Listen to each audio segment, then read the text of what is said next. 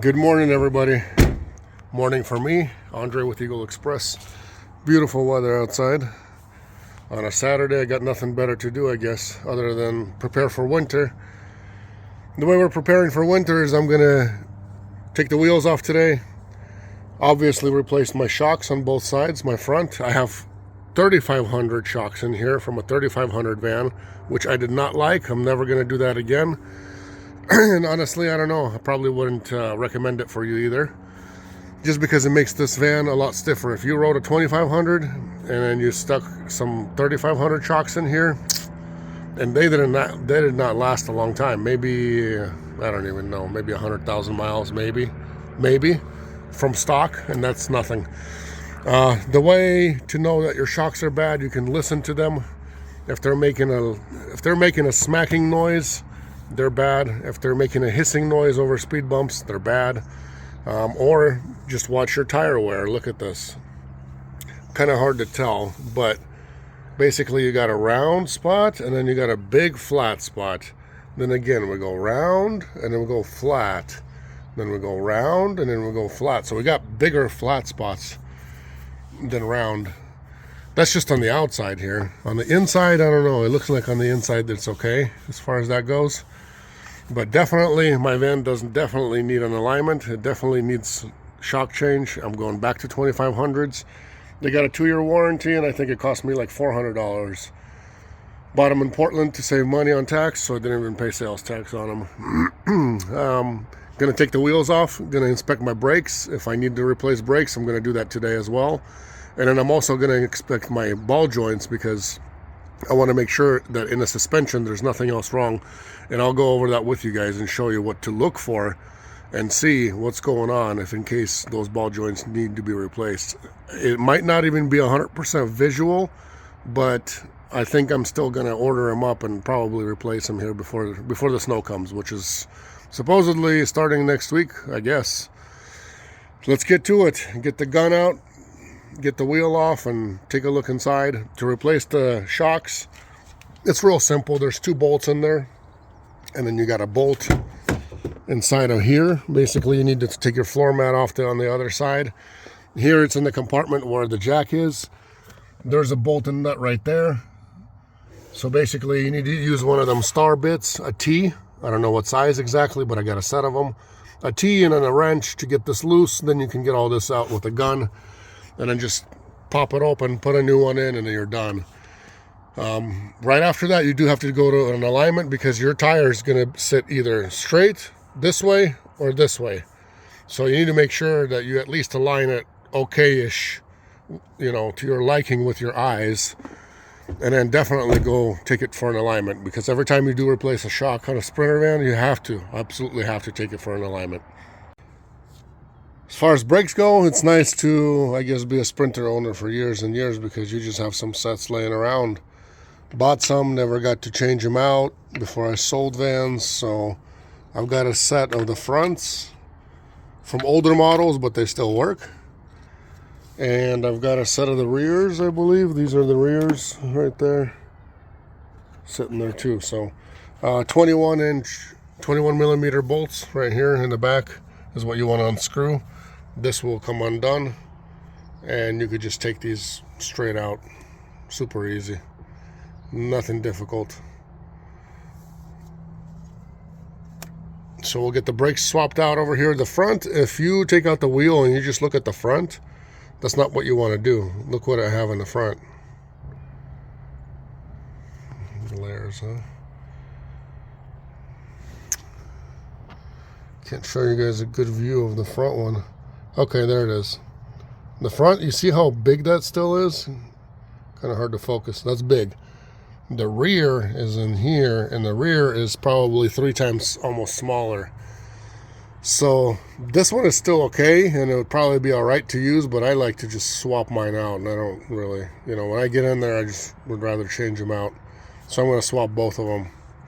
That way I got full braking power for the whole winter, the fall, and who knows.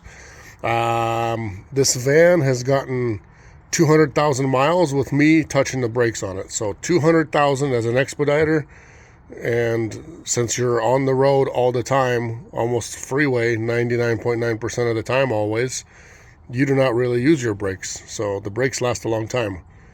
Over 200,000 miles actually for me. And this is my first time getting in here. So you guys have an idea of how long things like this last. If you were like a delivery driver in town doing all this stuff, yeah, good luck. You'd be changing them probably every 35,000 miles. So the brake calipers are a little harder to get off the whole system here. So I sprayed them with a bit of WD-40 while I was waiting for that. I thought, well, what does it matter what I do first, brakes or the shocks? I'm going to take the shocks off. First one came out real easy, and then I've been messing with this one. I've used a bar, almost cut my hand open with a bar over here in this area. You know, like a wrench, and then you get a nice metal bar to add to the top, and that usually does the trick for really anything that you use. But no, I didn't want to do it, so sprayed some WD-40, let it sit a little bit while I was still, you know, looking around the van and inspecting for more stuff, and here it goes. It's starting to spin. So if you guys do need to, and if you have the time, as soon as you take the wheel off, you can spray it with some WD-40 or whatever, you know, whatever penetrant you guys have. That way it gets going in there. But yeah, that did the trick, I guess. Now we're going to do I guess I'll do the shock first real quick. Take that off, and then we'll do the brakes right after that. I mean, technically 200,000 miles, and only the inside's worn off a little over half. Outside is still almost like new, maybe 25% worn. I mean, worst case scenario, I could leave them on, but we'll see. We'll see how these two bolts in the back are, because if I was to replace them every 30,000 miles, I'm sure these bolts would be coming right off all the time. But, you know, I don't know when the last time the previous owner replaced them, and I've driven 200,000, so maybe these are even original brakes. I'm not sure. I kind of doubt it, but I know that I haven't replaced them in 200,000 miles. When you release the two bolts here, this just comes dangling around, and then this just stays in place too. So basically you want to inspect your ball joints on this guy here, make sure there's no rips. This guy here, there's no obvious rips on the outside. This lower control arm, no rips on the outside either. So I think I'm keeping mine all for now, the way they are. And once I do the shock, that's going to resolve my... Oh, that's pulling on this, huh? This is what's really holding it. Got to stick a zip tie in here to hold this whole construction, because this is my brake line. If this rips right here and this goes, that'll be it. Good luck finding these parts. So yeah, we're gonna go put a couple zip ties in here and just string it in here. That way it's holding on to something while I unscrew this part from the inside. And in the inside, all it is just a 24-inch. You gotta use a 24-inch wrench and a T, whatever this is, T45. So you gotta get yourself one of these. Amazon's got everything. If you guys are prepared, buy it on Amazon, buy yourself a kit of these. It's used throughout the whole van, so really good tool to have. Okay, new shock is in. Here we go. Basically, it's a little shorter than the original. Original is just an OEM one, is a little bit longer. But when you use another jack under here, you can compress it a little bit. It goes inside and you'll tighten that nut, and that's it. I've already screwed everything on the inside, and just wanted to show you guys the pads. To replace the pads in here, you got two bolts like this, and they're on the inside of here. So that stuff is being held by, oh, hang this back up. That way we don't, which way was it hanging? I was hanging by something. Just want something to be holding it up by something. Anyways, we'll let that hang for a second. There's caps like this that cover those, so if you have a Sprinter van, these are the caps you want to take off, and then you use an Allen wrench of a size of, I think it was this one. Does it say the size? 6 millimeter.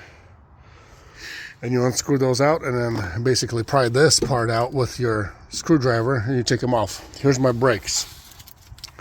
Here's the inner. Inner is always going to be smaller and worn out way differently. You guys see that? Rotting away. Here's my outer. That's how much space I had left on the outer one. Still maybe halfway, I think.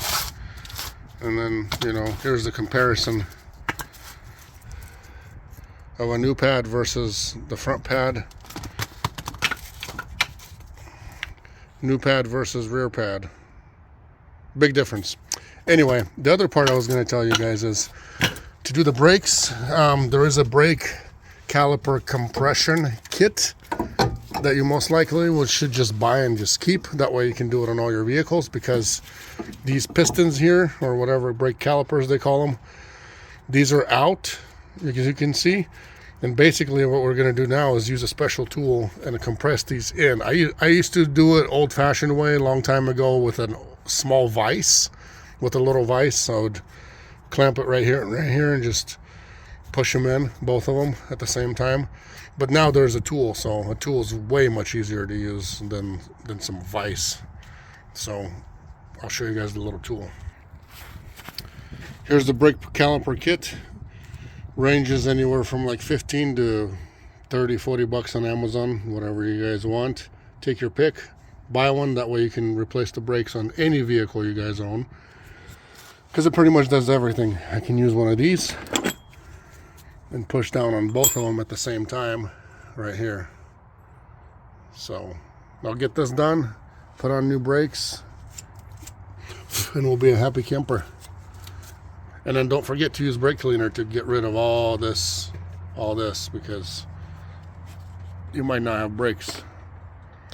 And then once you push these in, when you put new pads in, basically you want to pump or prime, whatever you want to call it, your brake system.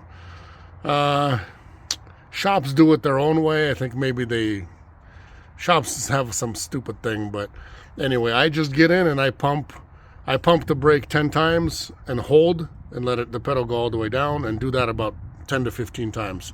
Pump it 10 times, hold, and let the brake pedal go down, and that will pretty much prime your whole brake system, and you won't have anything to worry about. Because if you just replace and leave your house and try to push on the brakes, you're not going to have any brakes, because these ones are going to be all the way in, and there's not going to be enough juice in here, not enough pressure everywhere to compress these brakes to be able to be braking. So take that advice too. I know a lady who actually got in a car accident because her husband replaced the brakes for her and didn't prime the brakes. Okay, pads are in like that. Now these look a lot beefier, right? More braking power if I need it. So two bolts. One will go on this side. One will go on that side with a 6mm. Like this is what you tighten it with. Once that's tightened, you're good to go. I already sprayed brake cleaner. Don't mind a little dirtiness, but at least it's not grease anymore. It gets rid of all the grease. So a little bit of dirty is not horrible. You want to get rid of any of these, like little garbage like this, just to make sure it doesn't go between your pad and in between your rotor. But besides that, we're good. So tighten everything up, and that's it. That's how you replace the shocks and the brakes. Like I said, as far as the rest of my suspension, it's actually not bad. Everything is looking good. You know, I'm not seeing any leaks, any breaks in anything. This is from what do you call it, WD-40 today. But you want to look for like rips and stuff in your ball joints. There aren't any. Doesn't mean that there's not a little bit of play in there, but usually when they're bad, they start breaking, cracking in there. They start having a lot of play in there. They'll break and crack, and that's when it's time to replace them. Besides that, you can definitely just keep on going with what you have. Sumo springs. I've got some of these in the front. I've got some of them in the rear, because the stock ones are just 1.5 inches.